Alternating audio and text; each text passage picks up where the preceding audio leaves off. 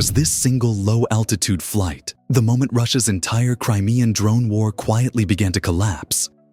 That question rippled through Western intelligence channels just hours after dawn as analysts pieced together how one Ukrainian aircraft triggered losses later estimated at nearly $1 billion across 3 fronts. At 5:47 a.m., while most of the northern Black Sea coastline remained half asleep, a Ukrainian Su-27 cut across the Skadovsk shoreline at barely 60 feet above the water.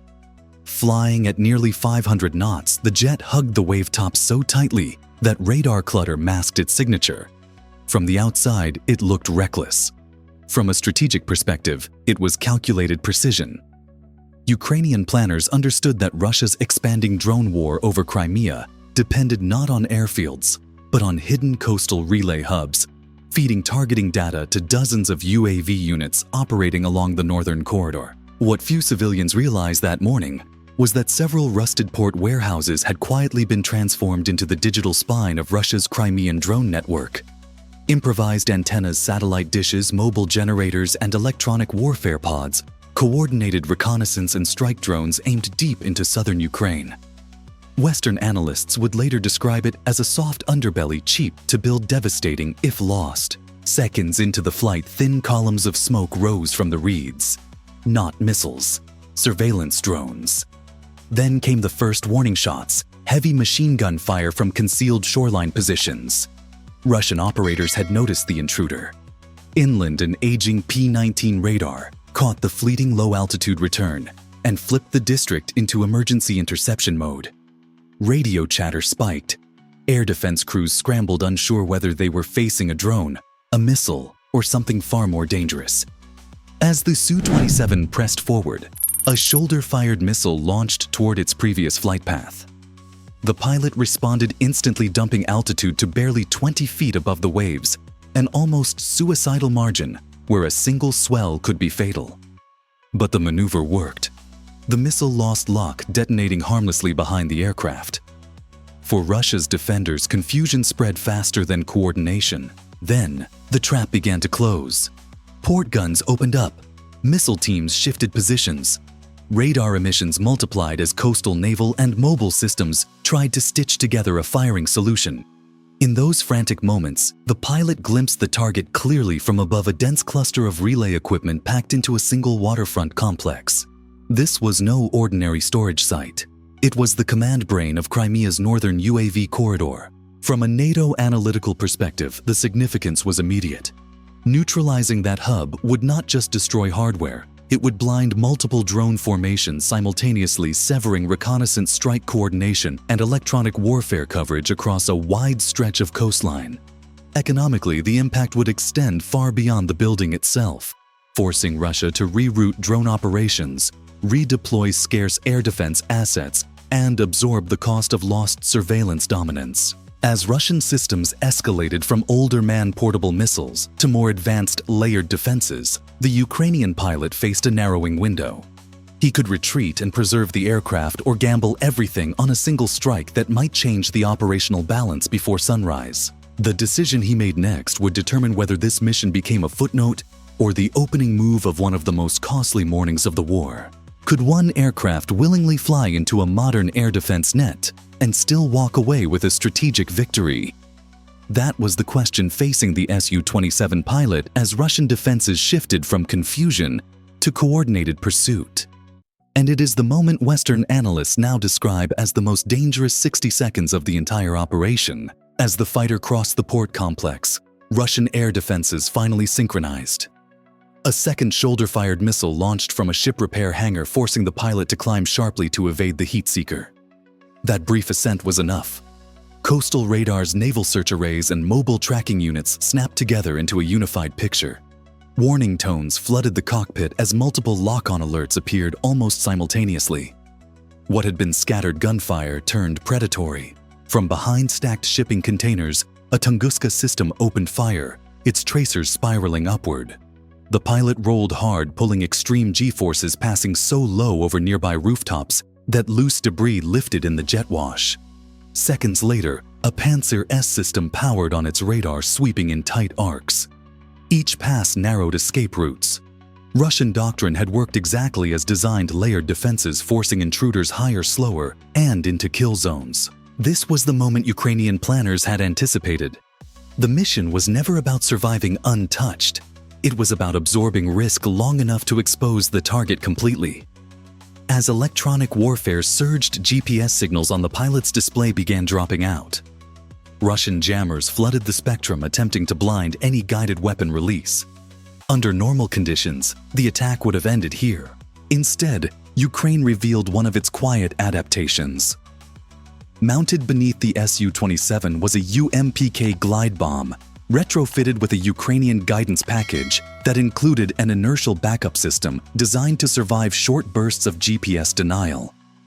It was not elegant, not long-range, and not meant for prolonged exposure. But in a narrow window, it was enough. To release effectively, the pilot had to climb into the altitude band, where Panzer systems are most lethal. As the jet pitched upward, airspeed bled away. The threat receiver screamed. Radar beams walked across the fuselage. Western analysts later described this climb as functionally a dare, forcing Russian systems to reveal themselves fully. At the release cue, the bomb dropped cleanly. Its wings deployed, stabilizing into a shallow glide toward the relay hub below. Almost immediately, a Panzer missile detonated close enough to disrupt airflow around the Su-27, triggering hydraulic warnings and cockpit alarms. But the system never achieved a full lock. The aircraft survived. The bomb did not miss. It punched through the warehouse roof and detonated inside the command core. Antennas vanished. Generators collapsed. Relay racks folded inward. Within seconds, Russian drone traffic across the northern Crimean corridor went dark. From NATO's perspective, the implications were immediate and costly. Dozens of drones lost coordination. Surveillance coverage collapsed. Electronic warfare nodes fell silent. Analysts later estimated that replacing the destroyed hardware rerouting networks and compensating for lost battlefield awareness would cost Russia hundreds of millions of dollars and weeks of degraded capability. As the damaged Su-27 dropped back to sea level and vanished westward, Russian guns fired blindly. The hub burned. The network was unplugged. But the ripple effects were only beginning to spread east, because while Crimea reeled in sudden silence, another front was already moving toward ignition. What happens to a battlefield when its eyes suddenly go blind before sunrise? That question began answering itself within minutes of the Crimean strike. As Russian drone feeds across the northern corridor collapsed almost simultaneously, triggering confusion that spread far beyond the destroyed warehouse. By the time the Su-27 had escaped, Russian operators were already reporting cascading failures. Reconnaissance drones lost uplinks. Strike UAVs aborted missions or drifted off course. Electronic warfare units found themselves jamming empty air. What appeared to be a single localized explosion rapidly exposed how centralized and fragile the system had become. Western analysts monitoring signal traffic described the drop-off as near total across multiple frequencies. This sudden blindness carried immediate economic and operational consequences. Drone fleets are cheap individually, but their value lies in coordinated mass. Without command relays, dozens of airframes became expendable hardware with no strategic return. Rebuilding the hub itself would take weeks. Rebuilding trust in the network far longer.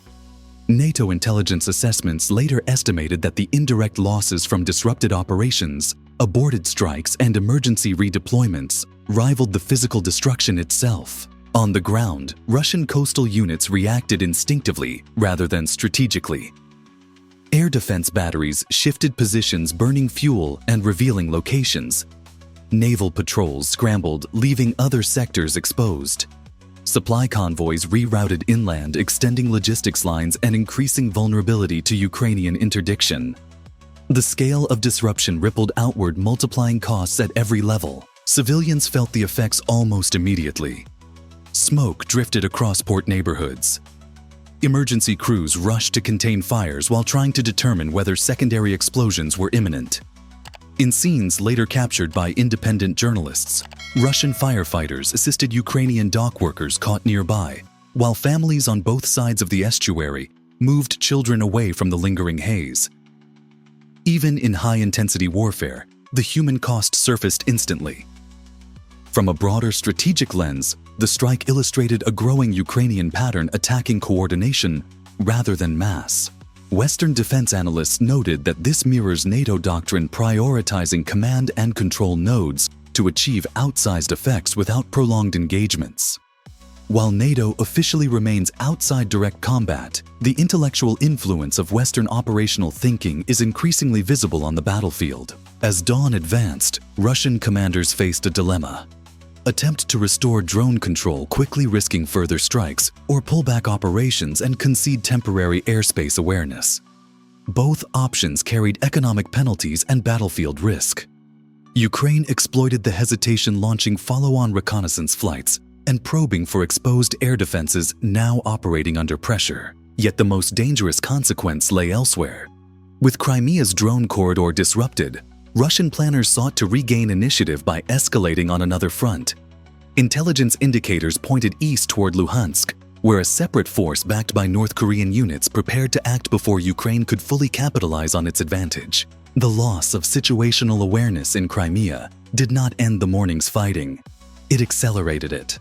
As Russian networks struggled to reboot, a new salvo was already forming beyond the horizon, threatening to expand the conflict's scale and economic cost even further.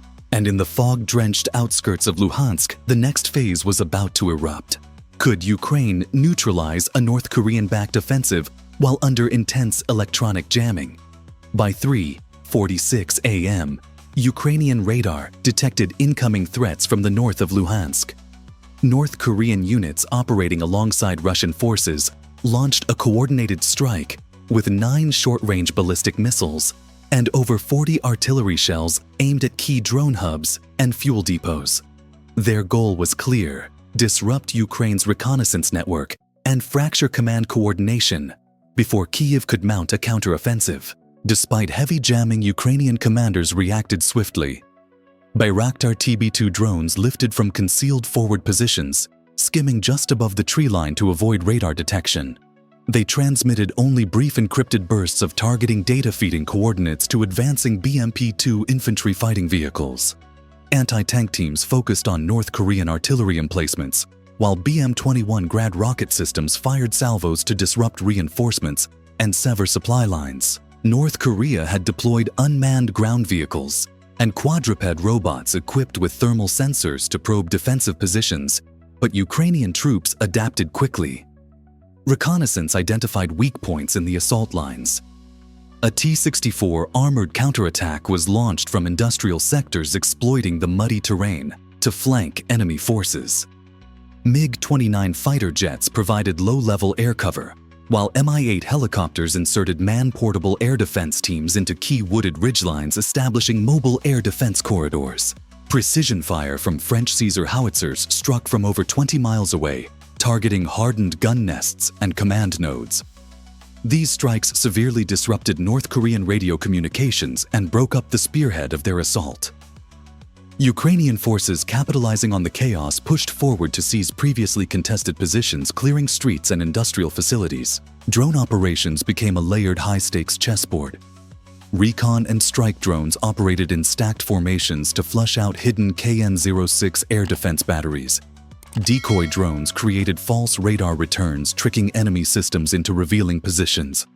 When Su-25 attack jets scrambled to intercept dispersed Ukrainian missile teams operating from concealed tree lines, forced them back with near misses and suppressed fire. Inside hardened bunker rings, Ukrainian BMP-1 units delivered assault teams. Shtunga P missile crews targeted reinforced corners and blast doors, while armed robots and UGVs cleared rooms with suppressive fire. Overhead drones mapped ventilation shafts and escape routes, feeding targeting data to artillery batteries, which then turned these corridors into lethal choke points. Underground shelters that once seemed impregnable began to collapse under combined firepower. As North Korean reinforcements advanced south along rail corridors, Ukrainian reconnaissance detected them early. Drone swarms disabled lead vehicles while guided artillery cratered escape routes. Side roads were blocked by anti-tank teams, isolating the garrison and preventing any relief. Within hours, the forward operating base had been dismantled, leaving over $400 million in destroyed armor, artillery, and logistical equipment. By mid-morning, Ukrainian flags flew over the shattered radar tower once guiding North Korean strikes. Civilian observers reported smoke and dust, but commanders emphasized careful evacuation and humane treatment of captured personnel. NATO analysts highlighted the operation as a textbook example of multi-domain warfare, integrating drones, artillery, armored units, and electronic warfare under extreme conditions. Yet, as Luhansk stabilized, Ukrainian planners knew the dawn was far from over. Across Russia, industrial targets awaited their attention, signaling the next layer of strategic pressure. Could Ukraine strike deep into Russian industrial heartlands without sparking full escalation? By late morning, attention shifted hundreds of miles northeast to Nizhny Tagil, home to a major Russian tank production facility. Precision was paramount. Ukrainian Su-25 jets flew at low altitudes accompanied by MiG-29s, providing electronic jamming cover, while Neptune cruise missiles targeted transformer yards and command nodes critical to the plant's operations. The goal: disrupt armored vehicle production and degrade Russia's ability to reinforce frontline units. Complementing the air assault, Uragan multiple rocket launchers pummeled key power feeds, while specialized drones disrupted thermal imaging and sensor arrays. HIMARS precision rocket fire countered Russian counter-battery operations, neutralizing artillery capable of defending the site. Within hours, the plant's command grid was rendered ineffective, radar systems failed, and the coordination of reinforcements became sporadic and unreliable. Western analysts estimated the combined effect inflicted losses valued at several $100 million, further compounding Russia's operational shortfall in both manpower and machinery. From a strategic viewpoint, the Nizhny Tagil strike demonstrated Ukraine's growing capability to conduct multi-domain long-range precision operations. By integrating drones, guided missiles, artillery, and legacy jets, Kyiv applied pressure not only on tactical targets, but also on industrial and logistical nodes critical to Russia's war effort. NATO defense experts noted the operation mirrored doctrines used in Western military exercises, neutralize command nodes to amplify the effect of limited strikes, forcing opponents into reactive postures and increasing operational costs. The operation also revealed the fragility of Russia's layered defenses when confronted by synchronized attacks, combining electronic warfare, kinetic precision strikes, and deception. The plant's defensive measures, previously considered robust, were overwhelmed by simultaneous targeting across multiple domains, leaving infrastructure vulnerable and supply chains disrupted. Economically, the implications extend beyond the facility itself. Tank production delays ripple through armored units at the front, reducing replacement rates, limiting operational readiness, and forcing reliance on older equipment. NATO analysts suggested this could create temporary windows of tactical advantage along contested fronts in Ukraine, giving Kyiv flexibility to exploit Russian resource bottlenecks. Yet, even as the Nizhny Tagil strike succeeded, the human and political dimensions remained complex. Civilian workers were evacuated safely where possible, and Ukrainian forces emphasized targeted strikes over indiscriminate bombing. International observers and Western media highlighted the precision nature of the operation, underlining Ukraine's increasing proficiency in limiting collateral damage while maximizing strategic impact. As Kyiv's forces consolidated gains across 3 fronts from Crimea to Luhansk to Nizhny Tagil, Western analysts began warning that such coordinated dawn strikes could set a precedent. Could Ukraine sustain this tempo of operations? And how would NATO respond if these actions continued to destabilize Russian industrial capacity? The answer would emerge in the next hours as the war's morning crescendo gave way to unfolding strategic consequences stretching from the Black Sea to the Ural Mountains. Was one dawn enough to reshape the strategic balance across multiple fronts? By midday, operations from Skadovsk to Luhansk and Nizhny Tagil had illustrated the full spectrum of Ukraine's multi-domain warfare doctrine. From ultra-low Su-27 flights to armored counterattacks and industrial strikes, Kyiv had leveraged precision, timing, and technology